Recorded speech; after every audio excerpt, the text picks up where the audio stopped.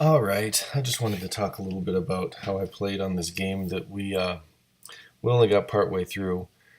Um, you can see our fleets here. Is I have a Mothma mc30 torpedo fleet going against a Jajerad Dual ISD fleet. The thing that was different about this game that really changed the way I played with these torpedo frigates is that he had the strategic advisor, which really changed the way the dual ISD, the big ship fleets go, because it gets you that extra activation and you can wait out people so that I can't be first lasting. So that made it so he had enough activations, especially since I only had four, that he could not have to move one of his ISDs before I had to, commit my torpedo frigates. So I'd move, he'd move, I'd move, he'd move, then I'd move, and then he'd delay, and then I'd have to move again. So his two ISDs could wait until I had moved all of my torpedo frigates. And really, the, there's other ways to do it better than what I did, but one of the best ways to kill those ISDs is wait till they move and then jump in on them with one of these torpedo frigates. And when I can't do that, it makes it more difficult for me, and I need to figure out a way that I'm going to be able to use these, or I'm going to have to abandon this strategy and go to something else that's been working working for me for so long. I'm on Mothma here, and she really helps these little guys survive. And I had another transport in this fleet at one point. I decided to drop it for some titles, for admonition and foresight, to see if they could help me last a little longer. My squadron ball has some expensive things in it. I've since retooled this a bit. I got rid of Dash and because he's expensive, and went with another transport, since you can trade in Dash for a transport and with points left over. I wasn't extra happy with how I flew this. I think when I know that I'm not going to be able to jump in against an already activated Star Destroyer, I'm going to have to think more about coming from the sides. But they can go three, so then I run the risk of never having gotten a shot off ever on him. So this is really tricky with these Star Destroyers being able to have so many activations, and it really threw me off. So here we can see in action one of my really big problems with how I'm flying. Normally, what would be able to happen, I activated my transport here, moved him up, he activated his transport, I activated my mc30 here, moved him from here up into here, and then what he did was he passed to me. So I'm either going to have to commit this guy out here to where the kitten is going, and I was kind of hoping to wait for him to be able to jump in and threaten two things at once. That was my big idea now.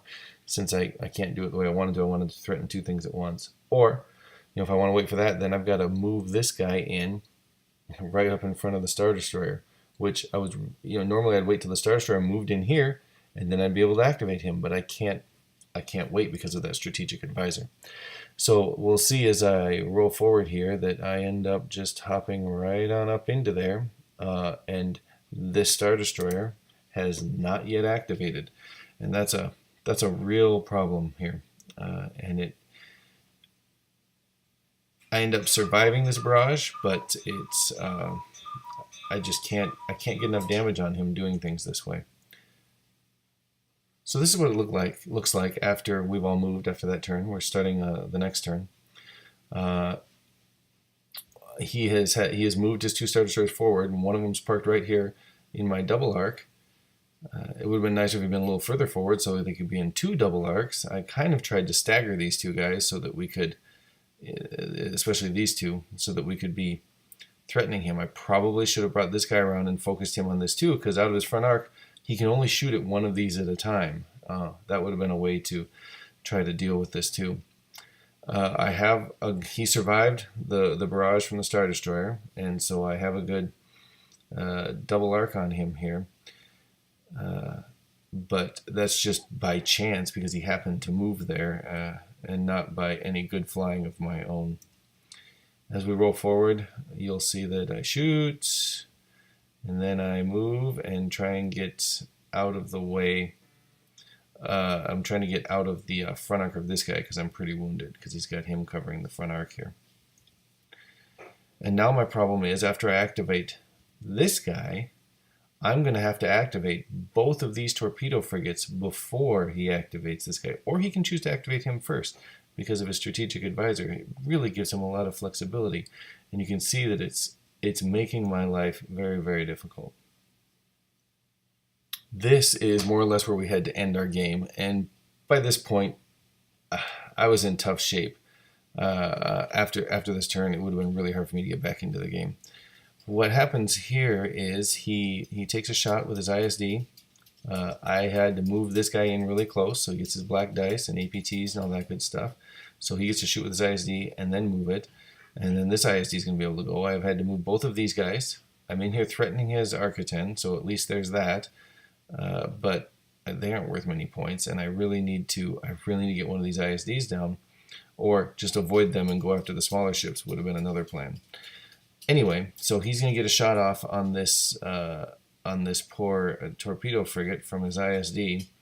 He rolls a bunch of blanks, but he has leading shots, and he re-rolls into this, which is a lot better. You can see down here he's got 1, 2, 3, 4, 5, I don't know, 6 I think, and then or is that a double black? I can't tell what that is right there. Nope, that's a blue. I can see it up here on the other screen. Anyways, he's got these 6 damage, 2 accuracies. 1, 2, 3, 4, 5, 6, 7 damage and 2 accuracies. I can't count. And when he accuracies both of my redirects on this poor torpedo frigate, even after I make him reroll one of the doubles, I had to basically make him reroll that double, the black one, the crit hit, into a blank to be able to survive because I needed the APTs to go away. My only hope was having him get a blank, and then he'd still be able to ram me and do the damage, and I would be dead. So this guy has no hope, hasn't gotten a shot off, just sat here and died. So that strategic advisor led to this whole situation where he had to move in here before these guys had activated and just get destroyed. So that's a really powerful card, and I think it's going to change the way the game's played, because these big ship fleets will be so much more viable against, especially against the high activation small ship fleets who depend on outweighting their opponents and then getting shots in. It's going to really I'll have to change the way I think. I may bring a lot more big ship fleets now, and it's a little sad because I like these little torpedo frigates, but I mean, they just can't withstand this damage that they're taking the way I'm flying them currently. Another option would be to find a new way to fly them that works, which I probably could do too. Anyway, those are just some of my thoughts on this battle that we had. Hope you found some of it interesting.